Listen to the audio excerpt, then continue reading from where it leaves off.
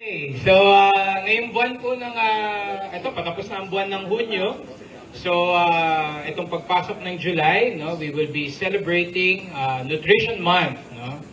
So ang tema, no, para sa taong ito ng ating Nutrition Month ay sa PIPAN sama-sama sa nutrisyong sapat para sa lahat.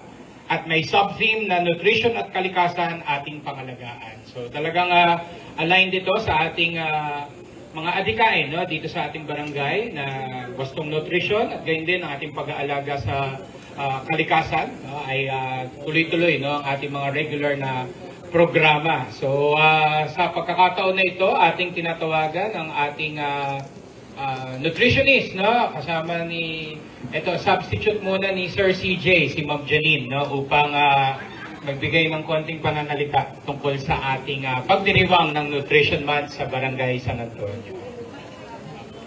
Good morning po sa lahat. Thank you, Kap. Good morning po sa council at sa buong Barangay San Antonio. So on behalf po of Sir CJ, gusto ko po i-share yung karagdagang information po about sa ating Nutrition Month theme ngayong 2026. Nutrition at kalikasan ating pangalagaan. So, kagaya din po ng nasabi ni Kat kanina, align po ito sa current na adhikain at mga programa sa Barangay San Antonio, katulad po ng Basura to Ayuda, pag-i-establish at pag-maintain ng ating mga community gardens. Kasi pinufocus po ngayon sa ating tema, yung climate change po. Kung naririnig po natin yon, may epekto po ang climate change sa nutrisyon. Alam niyo po ba yon? Kasi yung epekto po ng climate change, kung nasisira po yung ating mga kagubatan, ang ating mga sources ng pagkain, malaking epekto po ito sa pagkukunan po ng pagkain natin, especially po sa ating sa urban areas. At eventually, maaari din po itong magdulot ng malnutrition sa ating mga vulnerable groups, katulad ng ating first 1,000 days, mga senior citizens, at iba pa po.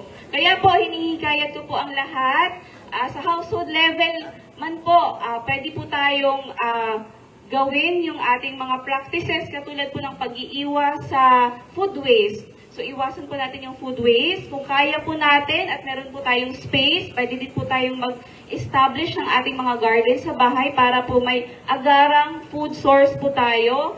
And pwede po tayong makisali sa mga initiatives ng barangay sa pag-iwas po ng ating yung pagre-recycle po ng mga basura at iba pa po. Muli po, may kodigo po ako, pero hindi ko po nabasa. Ang message ko po, ang malusog daw po na planeta at kapaligiran ay nagpapatunay na at umiepekto sa malusog ng miyembro ng pamayanan. Kaya muli po, Happy Nutrition Month po sa ating lahat. Thank you so much po.